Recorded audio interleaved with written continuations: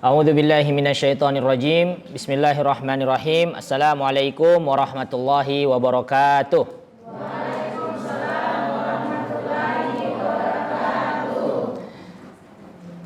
Alhamdulillahirabbil alamin wala udwana illa 'alal zalimin wassalatu wassalamu atammanil akmalani ala khatamil anbiya'i wal mursalin nabiyina Muhammadin wa ala alihi wa sahbihi wa man tabi'ahu bi ihsanin ila yaumiddin.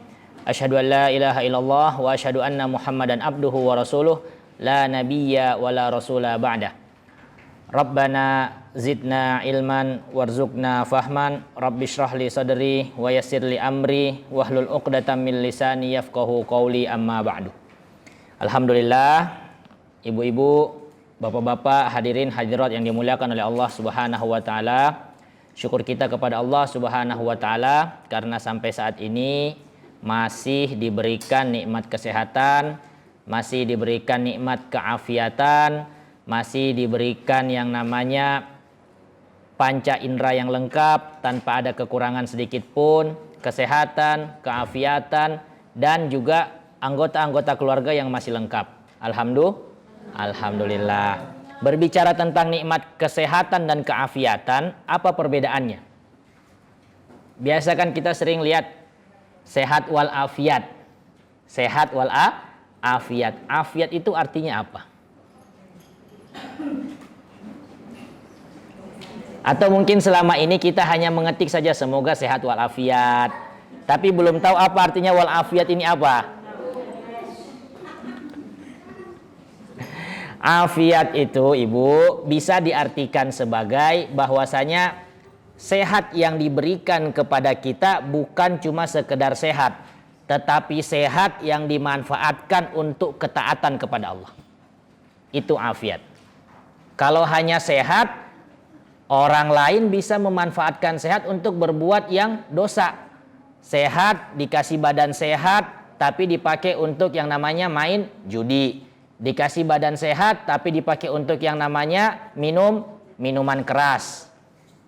Makanya kita perlu gandengkan sehat wal afiat, sehat dan juga afiat, supaya sehatnya kita itu tidak sekedar sehat biasa, tapi sehat yang dimanfaatkan untuk beribadah kepada Allah Subhanahu wa taala. Dan seperti yang kami sampaikan kemarin, bahwa ibadah itu artinya luas. Bukan hanya sholat, bukan hanya puasa, bukan hanya sedekah. Tidak. Ibadah bahkan ketika ibu taat kepada suami, siapkan pakaiannya sebelum berangkat kerja, buatkan sarapan untuk dia, buatkan sarapan untuk anak-anak, karena Allah Subhanahu wa taala, itu jadi ibadah. Ibu mendidik anak dengan sabar, menanamkan akhlak dan juga adab kepada mereka, karena Allah Subhanahu wa taala, dengan niat anak-anak saya ini nanti yang akan menjadi penerus-penerus untuk menyebarkan agama-agama Islam di daerah sini. Itu juga menjadi pahala. Itu juga disebut dengan ibadah. Semua perbuatan kita, entah itu perkataan, keyakinan, bahkan itu dengan perbuatan anggota tubuh yang diniatkan karena Allah Subhanahu wa taala, itu menjadi ibadah. Bahkan sampai tidur siang. Loh, kok bisa tidur jadi ibadah? Ini pertanyaannya. Kok bisa tidur jadi ibadah? Bisa, Ibu. Ketika Ibu niat tidur siang, ya Allah, saya niat tidur siang supaya kuat bangun tahajud. Itu jadi ibadah.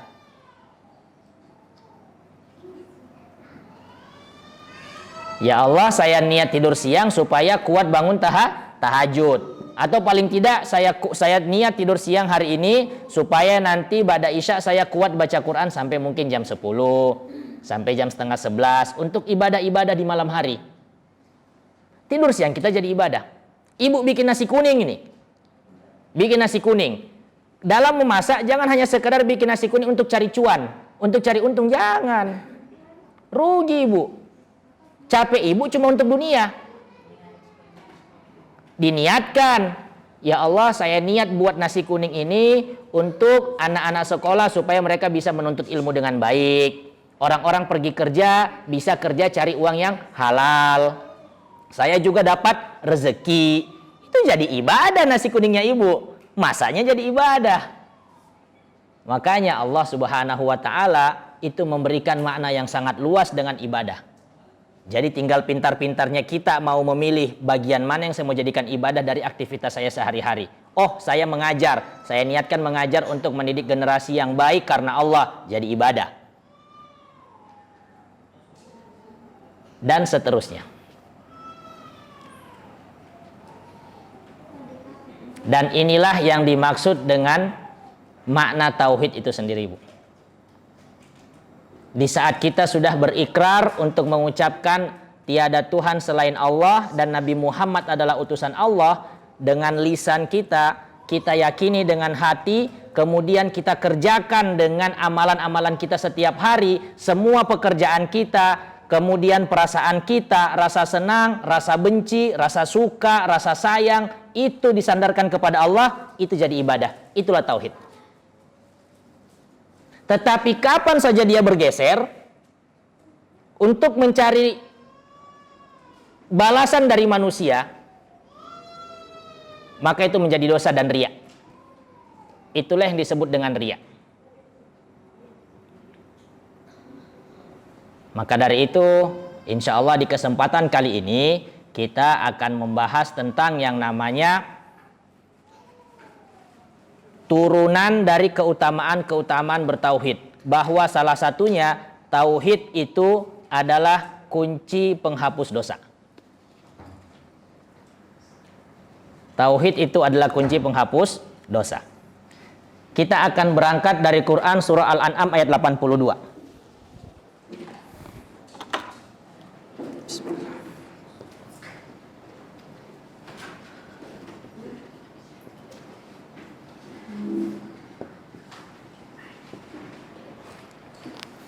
Quran surah Al-An'am ayat 82.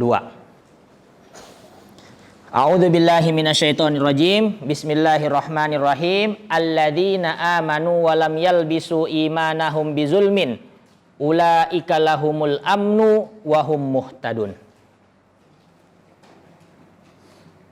Ayat ini menarik sekali. Ayat ini Al-An'am ayat 82 ini menarik. Kenapa menarik? Pertama, ini mengisahkan tentang kisah Nabi Ibrahim. Kisah yang pernah terjadi di zaman dahulu, di zaman Nabi Ibrahim. Ayat 71, ayat 74 sampai 81 itu menjelaskan tentang bagaimana Nabi Ibrahim alaihissalam berdakwah kepada ayahnya sendiri Azar. Wa idh qala Ibrahimu li abihi Azar atattakhidha asnaman alihah.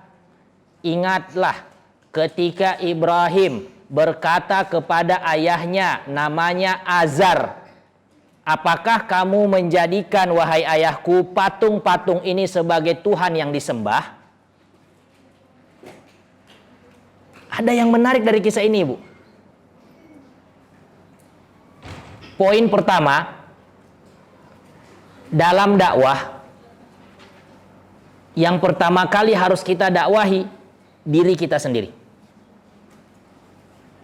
Kemudian orang terdekat kita. Seperti Nabi Ibrahim yang disampaikan terlebih dahulu tentang dakwah ayahnya.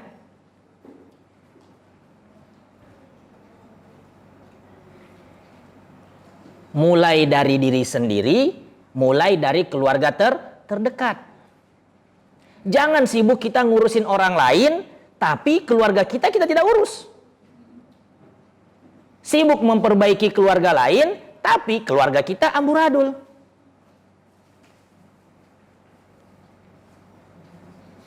Kita tidak diwajibkan dengan amalan orang lain. Kita hanya diwajibkan dengan amalan kita sendiri ketika mati.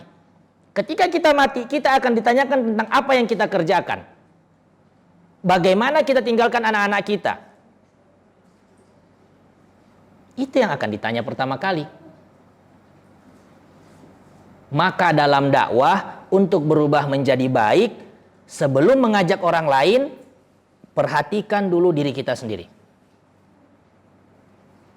Kemudian perhatikan orang-orang terdekat kita, pasangan, anak-anak, tetangga, keluarga.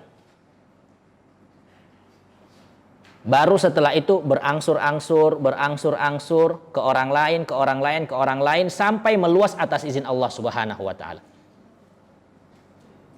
Kalau Allah tidak izinkan meluas, hanya sampai sebatas keluarga kita, rugi tidak? Tidak. Tidak rugi. La ayyahdiyakallahu rajulun wahidun khairun laka min humurin na'am. Kata Rasulullah Shallallahu Alaihi Wasallam, jika kamu mampu membuat satu orang saja itu mendapatkan hidayahnya Allah Subhanahu Wa Taala, kembali ke jalan Allah Subhanahu Wa Taala, kembali ke jalan yang lurus, itu lebih baik daripada harta yang paling mulia di dunia ini. Kalau zaman Rasulullah dulu, harta yang paling mulia itu onta merah, humurun na'am. Kalau zaman sekarang apa ibu? Pajero bisa, Gunung Emas Poboya bisa. Masya Allah, terbaik ya. Harta yang paling berharga adalah suami. Masya Allah, jarang ini bu, jarang. Masya Allah, maksudnya saya jarang saya dapat jawaban seperti ini. Biasa itu ibu-ibu kalau ketemu ngeluhin suaminya. Ini, oh Masya Allah. Barang siapa yang menutup aib saudaranya, maka Allah akan tutup aibnya ketika di hari kiamat. Jadi ketika kita menjaga aib-aib pasangan kita dan menyampaikan yang baik-baik saja kepada orang lain tentang dia, itu baik. Allah akan jaga aib kita. Masya Allah. Masya Allah. Seandainya ada MUK Mu'alaf Center lagi tambahan, saya kasih ibu.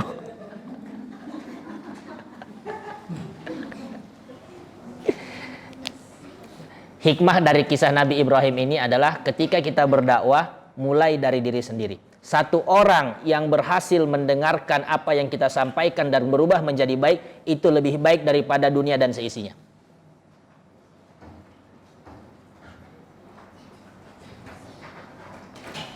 Maka sebelum kita mengajak orang lain, berkaca terlebih dahulu.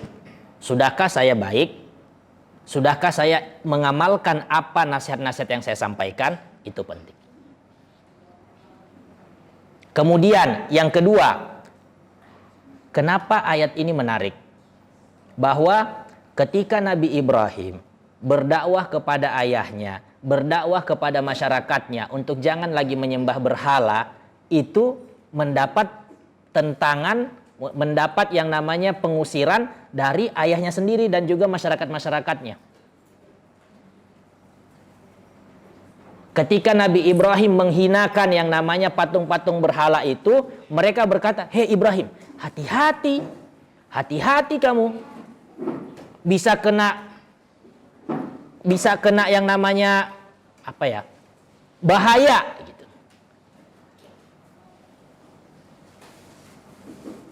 Bisa jadi sakit, bisa jadi ini, bisa jadi itu. Hati-hati kamu dengan patung-patung ini, jangan disentuh.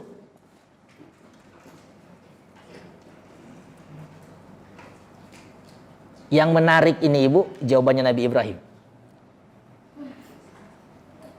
Apakah saya harus takut dengan patung-patung ini yang tidak bisa dia memberikan kepada saya, tidak bisa mencelakai saya, kecuali Allah berkehendak. Apakah saya harus takut kepada patung-patung ini, tidak bisa memberikan manfaat sama saya, tidak bisa juga mencelakai saya kecuali atas izin Allah. Sedangkan kalian, kata Nabi Ibrahim, itu menduakan Allah Subhanahu wa taala, berbuat syirik kepada Allah Subhanahu wa taala. Maka siapa yang seharusnya lebih takut? Kalian yang berbuat syirik kepada Tuhan langit dan bumi, atau saya yang meremehkan patung-patung ini? Siapa yang harus sebenarnya lebih takut?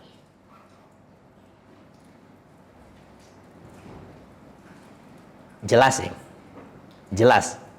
Makanya kalau kita sudah sebagai muslim mengucapkan la ilaha illallah Muhammad Rasulullah, jangan takut sama yang namanya pocong, jangan takut sama yang namanya kuntilanak, kalomba,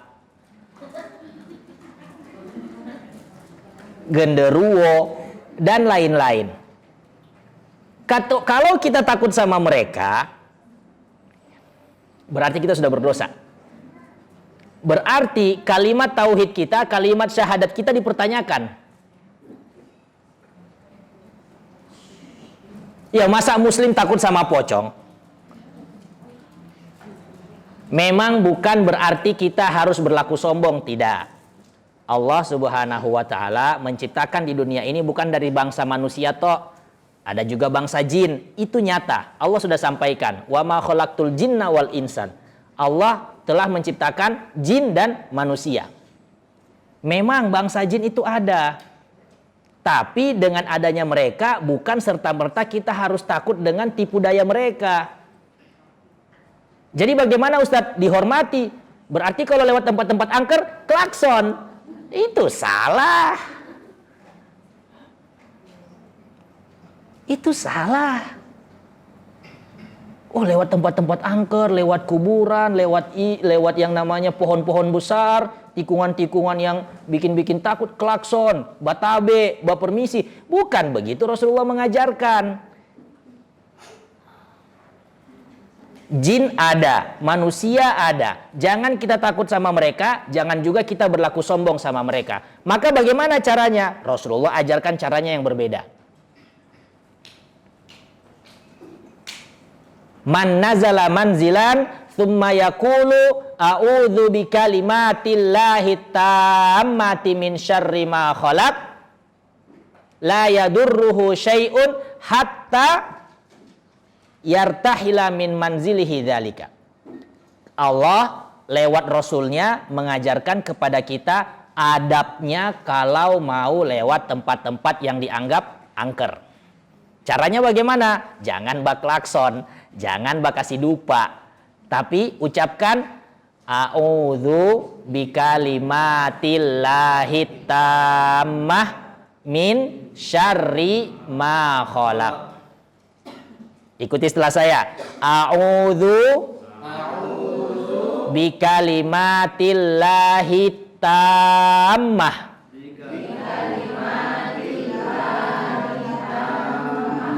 min syarri ma khalaq. Aduh, Pak Ustadz, susah sekali bahasa Arabnya. Pakai bahasa Indonesia. Ya Allah, aku berlindung dengan namamu yang maha sempurna dari kejahatan makhlukmu. Ya Allah, aku berlindung dengan namamu yang maha sempurna dari kejahatan makhlukmu. Jin itu makhluknya Allah. Walaupun mereka berusaha untuk mencederai kita, untuk menghancurkan kita, kalau Allah belum berkehendak tidak akan terjadi.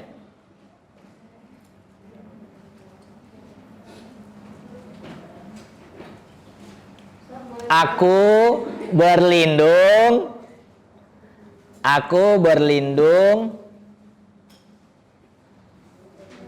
dengan nama Allah yang maha sempurna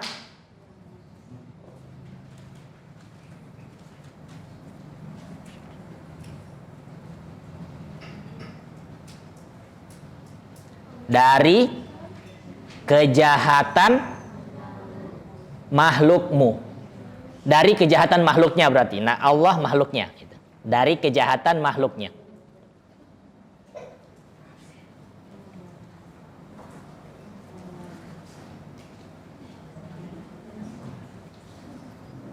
Ibu, ini diucapkan dengan apa? Doa ini diucapkan dengan apa? Apakah cukup dengan lisan? Tidak. Dengan yakin. Bukan cuma lewat lisan, tapi juga yakin.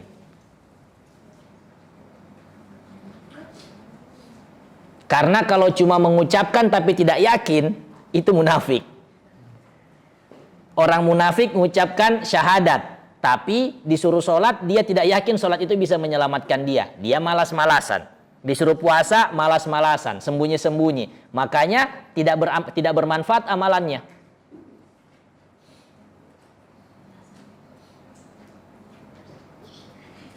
Jadi ucapkan doa ini dengan yakin. Maka kalau ibu keluar dari Palu, pergi jalan, baca doa ini. Masuk ke tempat-tempat baru, baca doa ini. Masuk ke kampung baru, baca doa ini. Lewat yang namanya kebun kopi, baca doa ini. Jangan lagi klakson-klakson. Jangan lagi klakson-klakson.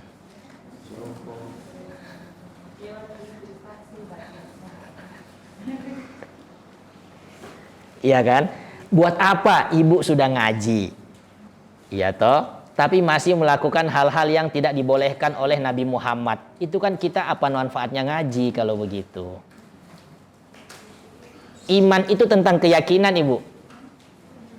Iman itu tentang keyakinan. Maka seberapa kita yakin kepada Allah Subhanahu wa taala dengan amalan yang kita lakukan, sebesar itu pula Allah memberikan pertolongannya dan perlindungannya sama kita.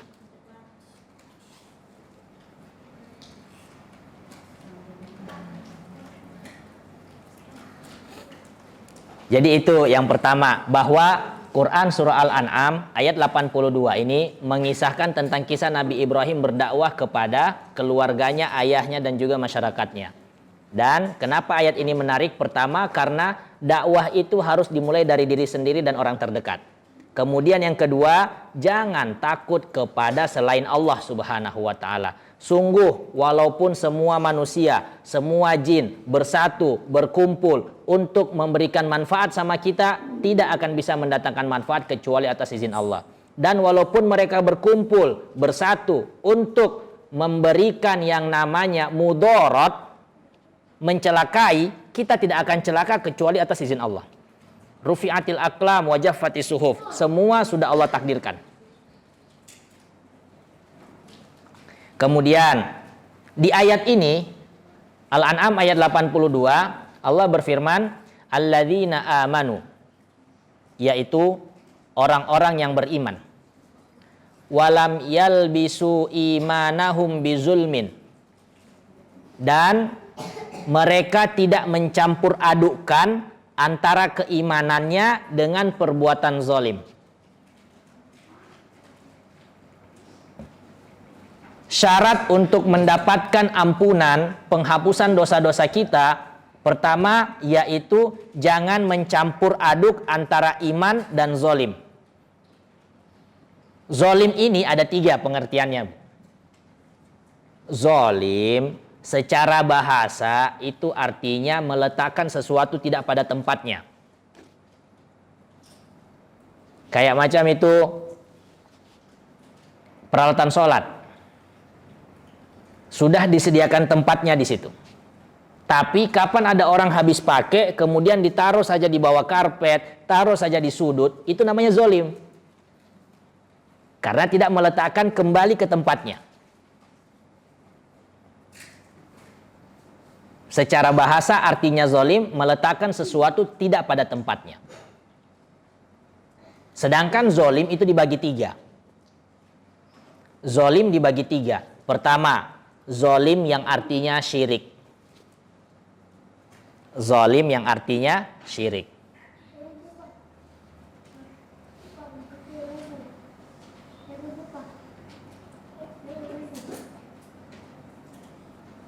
Sudah mengatakan beriman, sudah mengucapkan syahadat, tapi masih kedukun. Tapi masih pakai jimat. Kalau misalnya jualan, cari-cari dukun untuk penglaris. Bagaimana bisa bersatu antara iman dan zalim? Tidak bisa.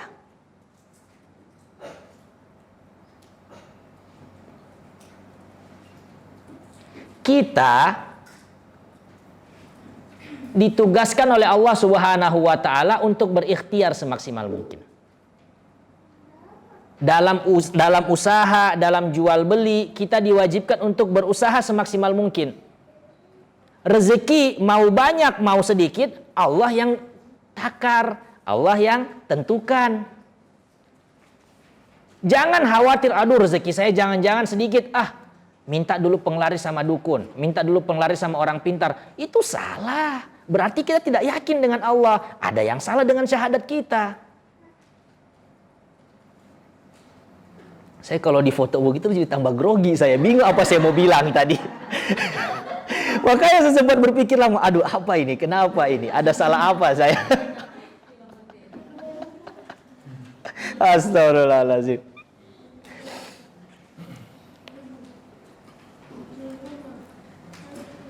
Contoh kecil Ibu, contoh kecil, Al-Quran ini.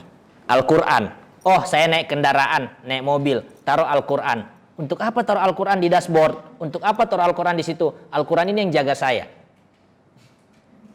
Itu Al-Quran, biar ibu mau taruh di atas mobil, kalau tidak pernah dibaca, tidak akan bisa menjaga ibu.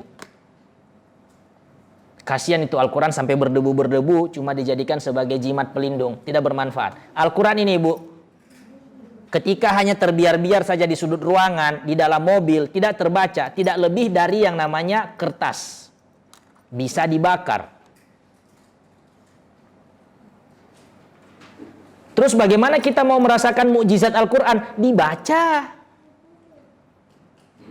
Jangan jadikan Al-Quran sebagai jimat dalam mobil. Tidak ada manfaatnya. Biar mau ada Al-Quran tak tumpuk 10 di situ. Kalau Allah bilang mau batabrak, batabrak. Makanya bagaimana supaya selamat? Baca bismillah. Baca doa naik kendaraan. Kalau lagi istirahat, baca Quran. Itu baru bisa menjadikan salah satu sebab kita selamat. Itu contoh kecil yang terjadi di sekeliling kita sehari-hari.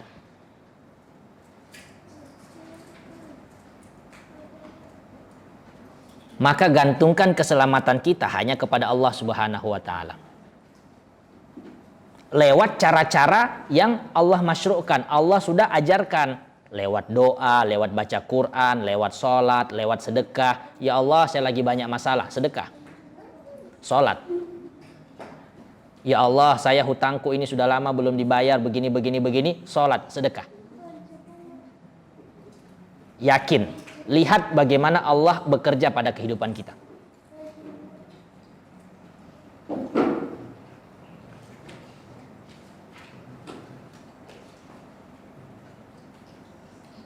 Tadi kita bilang zolim yang pertama itu artinya syirik. Zolim yang kedua artinya zolim kepada diri sendiri dengan berbuat maksiat.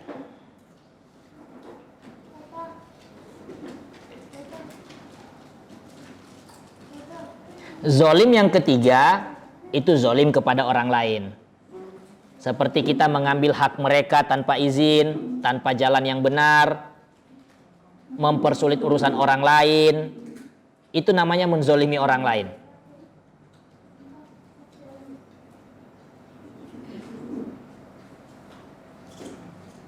Kesemuanya ini akan dimintai pertanggungjawabannya satu persatu di hadapan Allah Subhanahu wa taala. Dan yang paling tidak dimaafkan adalah syirik. Dan yang dimaksud dalam ayat ini adalah syirik. Jangan mencampur adukan antara keimanan kepada Allah dan juga zolim, yaitu syirik. Kalau sudah mengaku beriman, tinggalkan dukun. Kalau sudah syahadat, sudah mengaji, jangan pakai jimat. Kalau sudah mengaji, sudah syahadat, jangan lagi takut sama setan. Suka nonton film horor, tapi takut sama setan. Suka nonton film kuntilanak, Susana, tapi takut sama sundel bolong. Bagaimana ini? Allah musta'an.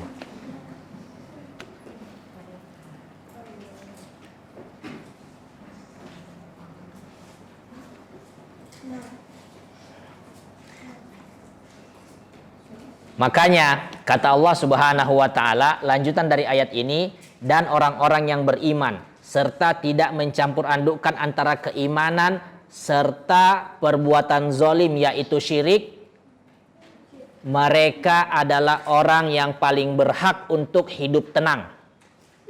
Ingat ini baik-baik Ibu. Dengarkan baik-baik. Orang beriman adalah orang yang paling berhak untuk bisa hidup tenang. Allah menyampaikan dalam Al-Quran ini, alladzina amanu walam yalbisu imanahum bizulmin ulaika lahumul amnu. Orang-orang yang beriman tidak mencampur adukan imannya dengan perbuatan syirik atau perbuatan zolim. Merekalah yang akan mendapatkan ketenangan, keamanan, baik di dunia ataupun di akhirat.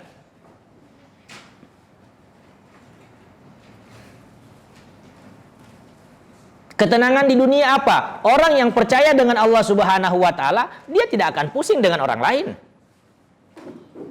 Dia tidak akan menggantungkan rezekinya kepada orang lain. Dia hanya fokus berusaha, ikhtiar, jualan yang baik, jualan yang halal, rezeki Allah yang atur. Tanpa harus yang namanya menyuap, menyogok, lewat pintu belakang. Tenang dia akhirnya. Coba kalau orang berbuat dosa, mana ada orang berbuat dosa tenang, Bu? Mana ada orang berbuat dosa tenang? Contoh yang sekarang ini marak apa? Pelakor. Pelakor, pengambil laki orang. Kalau ada laki-laki, suami-suami yang pelakor, apakah dia akan tenang keluar dengan selingkuhannya? Tidak tenang. Oh, kalau masuk hotel, cari yang tidak ada CCTV-nya, lewat pintu belakang, begini-begini. Tidak bakal tenang orang buat maksiat, Bu. Tapi coba kalau jalan sama istri sendiri. Biar mau apa, di situ tidak ada yang larang. Istriku, yang penting tidak mengumbar kemesraan. Ibu mau jalan naik motor sama-sama, mau kemana sama-sama, tidak ada yang larang, istri sah. Tenang hati. Tapi kalau sama selingkuhan, waliyazubillah, mana ada mau tenang. Begitu juga kalau misalnya yang dibawa uang curian. Mau kemana-mana itu dianggap semua orang yang ada di belakang ini jangan-jangan intel, jangan-jangan polisi, jangan-jangan ini. Tidak bakal tenang. Tapi coba kalau yang dibawa uang sendiri. Biar mau banyak, mau sedikit, isinya dompet itu, tenang. Ya uang sendiri, dari hasil keringat sendiri, tidak takut ada orang mau tanya. Contoh kecil lagi, kalau ibu naik motor tidak bawa SIM atau tidak punya SIM, kemudian lihat ada polisi di depan, tenang tidak? Tidak.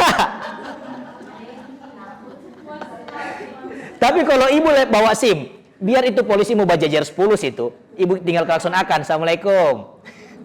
Tenang, ditanya ibu mana SIM-nya? Ini SIM saya. Tidak ada namanya dalam kamus orang beriman kalau dia berbuat maksiat akan tenang. Pasti orang yang berbuat dosa selalu gelisah. Kebalikannya, orang yang beriman pasti selalu akan tenang. Di dunia dan di akhirat. Di dunia dia tenang, dia percayakan semuanya kepada Allah, yang penting saya usaha, saya ibadah yang baik. Allah yang tentukan hasilnya. Di akhirat dia juga tenang. Ketika semua orang dipertanyakan satu persatu oleh Allah Subhanahu wa taala atas apa yang telah dia kerjakan, bahkan sampai itu hewan. Bahkan sampai itu hewan. Kambing bertanduk, dia tanduk kambing yang tidak punya yang tidak bertanduk kemudian mati. Ketika di hari kiamat, kambing-kambing itu akan ditanyakan. Bahkan ketika hewan sama hewan berbuat zolim, semua akan ditanyakan, tidak akan lepas dari Allah Subhanahu wa taala. Cuma bedanya kalau hewan habis selesai persidangannya, mereka disuruh berubah menjadi debu. Kalau manusia tidak, selesai persidangan, surga, neraka. Makanya kan dalam Quran surah An-Naba itu orang-orang kafir berharap mereka jadi debu. Kuntu turoba, seandainya saya jadi debu saja, supaya tidak rasakan yang namanya siksa neraka. Karena mereka lihat hewan-hewan itu habis dihisap oleh Allah, dirubah menjadi debu. Mereka beranggapan seandainya saya jadi debu saja. Orang-orang sekarang lucu. Belum juga yaumul hisab sudah berharap jadi debu. Aku tanpamu butiran debu katanya.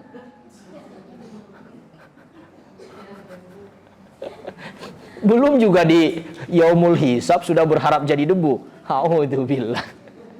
Ibu tahu lagunya? Aku tanpamu butiran debu itu. Itu lagu waktu saya kuliah dulu itu. Apa ini lagu, di mana-mana saya dengar, di angkot, di mana ada terus ini lagu. Maka orang yang beriman berbeda keadaannya. Bahkan ketika orang lain semua itu takut ketika harus berhadapan dengan Allah untuk yaumul hisab, hari penghisapan, orang beriman tenang.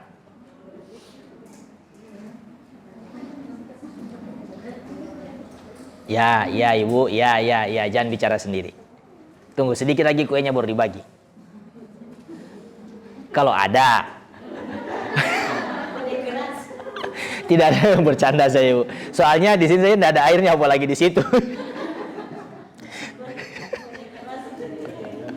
Astagfirullahaladzim, bercanda ibu, bercanda, alhamdulillah. Terus bagaimana kalau kita lihat saudara-saudara kita jika masih yang namanya pakai jimat, percaya sama dukun dan lain-lain. Jangan langsung serta-merta kita bilang salah kamu. Langsung putus silaturahmi, tidak lagi mau bicara sama mereka. Jangan. Sampaikan dengan baik. Kalau dia menolak, mundur sedikit-sedikit. Kapan dia tenang-tenang lagi, sampaikan lagi. Itu adab, ibu. Buah dari ilmu itu adab. Bukan langsung kita bilang, oh sesat, kafir ini apa segala macam. Memang betul yang mereka lakukan salah, cuma cara penyampainya tidak seperti itu. Ada yang minta ke kuburan, ada yang minta ke yang namanya dukun, pakai jimat. Memang salah, betul itu salah. Tapi cara kita untuk mengajak mereka supaya baik, jangan langsung di-cut. Jangan langsung dipotong begitu, tidak bisa. Kita tidak bisa untuk mau semua orang itu sepemahaman dengan kita. Belum tentu, susah. Nabi saja yang sudah berdakwah dengan perjuangan yang begitu dahsyat, pamannya tidak bisa beliau selamatkan. Maka jangan kita paksa orang mau sepemahaman dengan kita, mau sefrekuensi dengan kita. Susah. Tetapi paling tidak adab kita kepada mereka tetap terjaga. Sampaikan yang baik, ingatkan kepada mereka, itu bentuk kasih sayang kita sama dia. Kalau dia menolak, dia marah-marah, ya sudah mundur pelan-pelan. Tapi jangan putus silaturahmi. Jangan kita juga terpancing marah, jangan. Oh mungkin dia habis berasnya, misalkan, makanya dia marah-marah. Kita kasih tahu tapi tidak kasih solusi. Ya sudah, berarti belum saatnya, mundur dulu. Besok ketemu lagi, kasih tahu lagi pelan-pelan. Bahwasanya adab itu adalah buah dari ilmu. Percuma orang berilmu tapi tidak beradab, tidak berakhlak, percuma.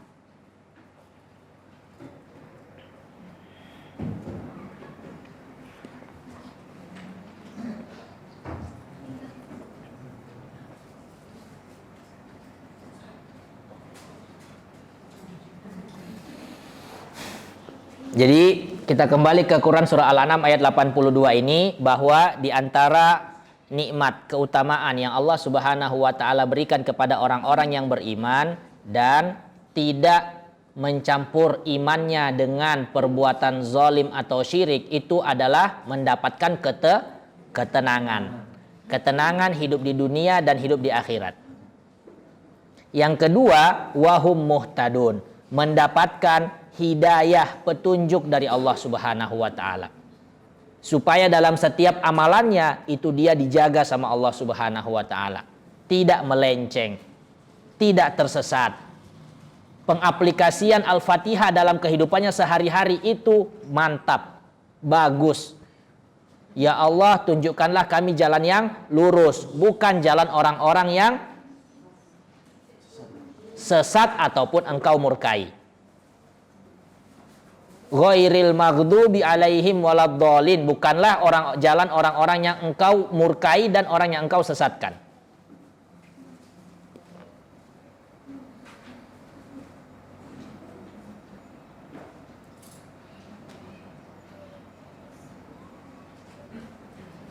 Keuntungan yang kedua saat kita beriman dengan sebenar-benarnya iman, tidak dicampuri dengan yang namanya zalim, yaitu Allah akan menunjukkan hidayah kepada kita, jalan yang lurus kepada kita, dijaga supaya tidak tersesat.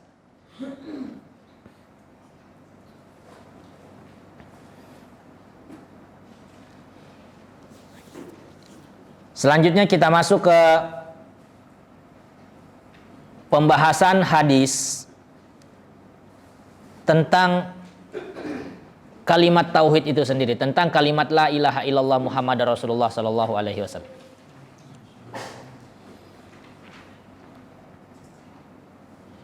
Bahwa Rasulullah bersabda, "Man syahida alla ilaha illallah wahdahu la syarikalah." Barang siapa yang bersaksi tiada Tuhan selain Allah, tidak ada Tuhan yang pantas disembah kecuali hanya Allah Subhanahu wa ta'ala, wa anna Muhammadar Rasulullah, dan Nabi Muhammad adalah utusan Allah, wa anna Isa abdallah, dan bahwasanya Isa itu adalah hambanya Allah, nabinya Allah, utusannya Allah, bukan anak Allah. Dan surga itu nyata, percaya dengan surga, percaya dengan neraka, maka Allah Subhanahu wa ta'ala akan memasukkan orang tersebut ke dalam surganya dengan amalan-amalannya. Artinya, kalimat la ilaha illallah ini itu kalimat yang mahal. Mahal. Makanya tidak cukup cuma disampaikan asyhadu alla ilaha illallah, asyhadu anna Muhammadar Rasulullah. Tidak. Butuh pembuktian dengan perbuatan. Oh, saya sudah syahadat, berarti saya harus belajar sholat. Oh, saya sudah syahadat, saya berarti harus belajar mengaji.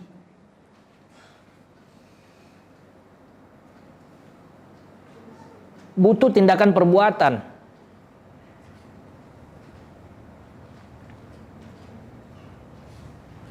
Oh, saya sudah syahadat, berarti saya harus belajar. Saya harus cari tahu ilmunya, bagaimana Islam ini.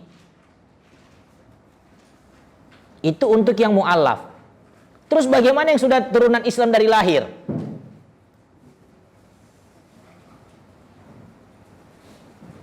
Turunan Islam dari lahir, baru kenal yang namanya hidayah, berarti harus lebih semangat lagi.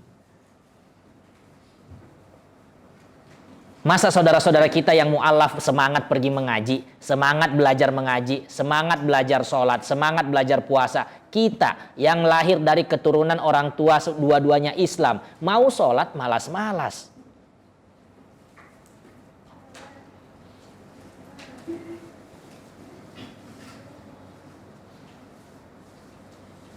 Apa yang akan kita sampaikan sama Allah nanti kalau seperti ini?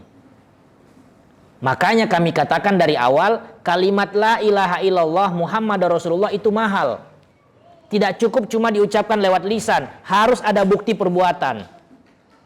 Yang Allah tawarkan sama kita itu mahal.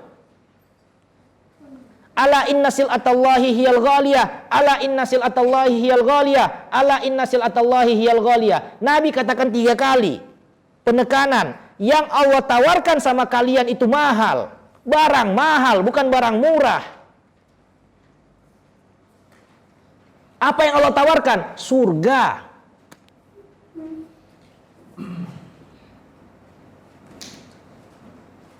Makanya kalau surga itu mahal, didapatnya juga tidak mudah. Ada orang mau cari surga dulu itu ibu, sebelum zamannya Nabi Muhammad, ada orang mau cari surga sampai dipotong di belah 2. Ada orang mau cari surga, disisir dengan sisir besi sampai terbuka dagingnya. Kita cuma disuruh sholat.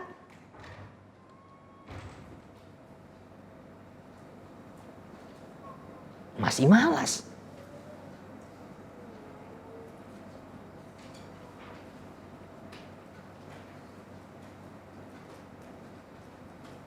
Terus bagaimana cara kita mau dapat surga?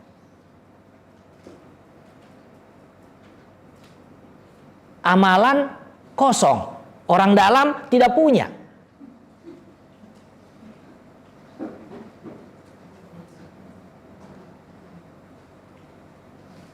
Yang Allah tawarkan sama kita itu mahal, maka harus didapat dengan mati-matian, berusaha.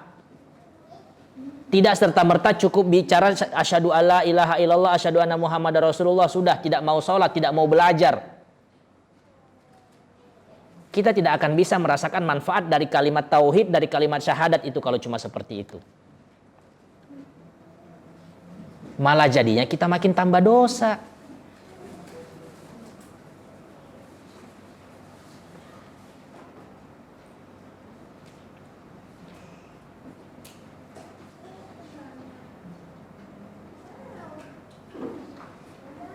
Semuanya berproses. Semuanya berproses. Pelan-pelan saja ibu. Pelan-pelan. Dalam menyikapi perubahan untuk menjadi lebih baik, pelan-pelan.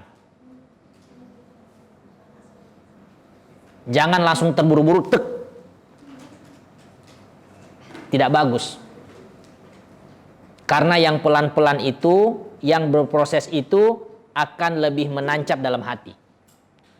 Mungkin sekarang kita belum, insya Allah suatu saat bisa. Mungkin pasangan kita belum, jangan berhenti dinasihati. Tidak ada yang tahu akhir kehidupan seseorang.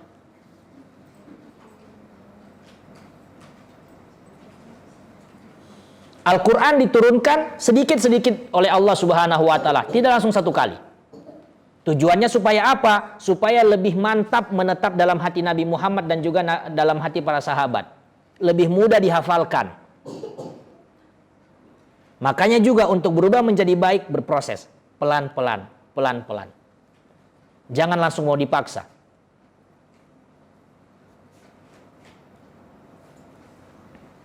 Percaya bahwa selama kita terus berusaha, kita terus berdoa, Allah pasti menjawab semua doa-doa dan usaha kita. Allah pasti akan memberikan balasan yang terbaik. Pasti. Entah kita lihat ataupun kita tidak lihat. Entah kita akan lihat hasilnya saat kita masih hidup, atau mungkin setelah kita mati kita baru lihat hasilnya saat di hari kiamat.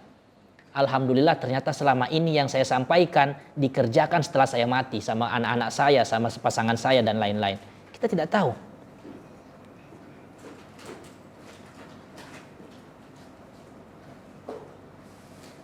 Makanya pelan-pelan. Disampaikan pelan-pelan. Kita amalkan pelan-pelan.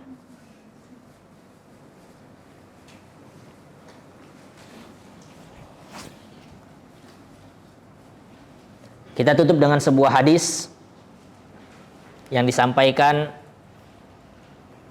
oleh Rasulullah Sallallahu Alaihi Wasallam, yaitu perkataan Allah Subhanahu Wa Taala, Ya ibna Adama, wahai anak Adam, innaka law ataitani biqurabil ardi khataya, jika seandainya kamu datang kepadaku, menghadap kepadaku dengan dosanya yang seluas bumi, dosa kamu seluas bumi, tetapi kamu datang kepadaku tanpa melakukan syirik, menduakan saya, kata Allah Subhanahu wa Ta'ala, la atika biqurabiha maghfirah, maka ampunan saya itu lebih luas daripada banyaknya dosa-dosamu.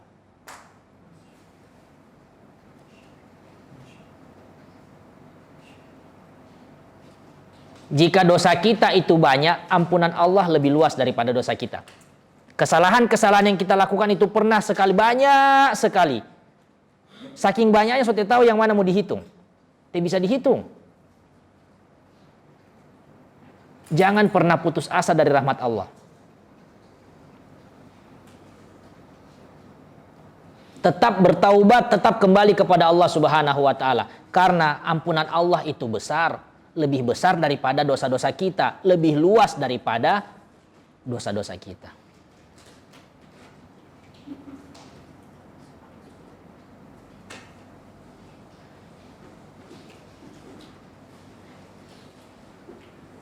Maka setelah kita melalui perjalanan kehidupan yang bisa kita bilang buruk masa lalu kita, banyak melakukan dosa, banyak melakukan kesalahan, kemudian saat ini Allah Subhanahu wa taala menampakkan jalan hidayah kepada kita. Cepat diambil, cepat ditangkap, cepat diikuti. Karena apa? Ampunan Allah Subhanahu wa taala lebih luas daripada dosa-dosa dan kesalahan kita. Dan kesempatan baik itu tidak datang dua kali.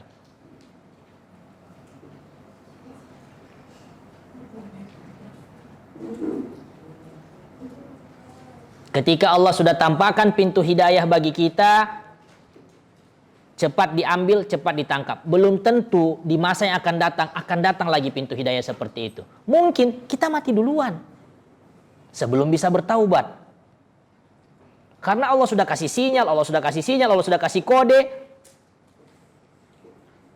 Tidak tergerak. Kode apa lagi yang mau ditunggu? Kode mati. Kalau sudah mati, sudah terlambat kita mau bertobat. Yang ada sisa pertanggungjawaban kita dengan Allah atas apa yang kita kerjakan.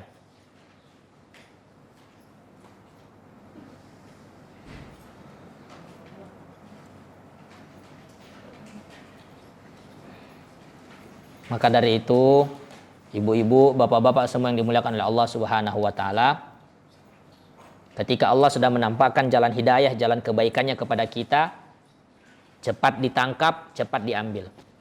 Ampunan Allah itu lebih besar dari semua dosa yang pernah kita lakukan. Dan kesempatan yang baik itu tidak mungkin datang dua kali.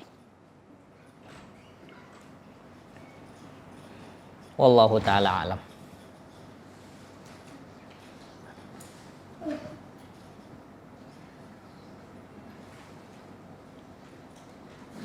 Silakan jika ada pertanyaan. Baik. Kalau tidak ada, kita tutup dengan doa kafaratul majlis. Subhanakallahumma bihamdika asyhadu an la ilaha illa anta astaghfiruka wa atubu ilaik. Astaghfirukum. Saya mohon maaf jika masih banyak perkataan-perkataan yang mungkin kurang mengenakan di hati ibu-ibu, bapak-bapak semuanya. Kesempurnaan hanyalah milik Allah Subhanahu wa taala. Kami manusia masih serba kekurangan. Maka semoga Allah Subhanahu wa taala selalu memberikan jalan hidayahnya kepada kita dan mengampuni dosa-dosa kita semuanya. Astaghfirukum. Sallallahu ala sayyidina Muhammadin walhamdulillahi rabbil alamin. Wassalamualaikum warahmatullahi wabarakatuh.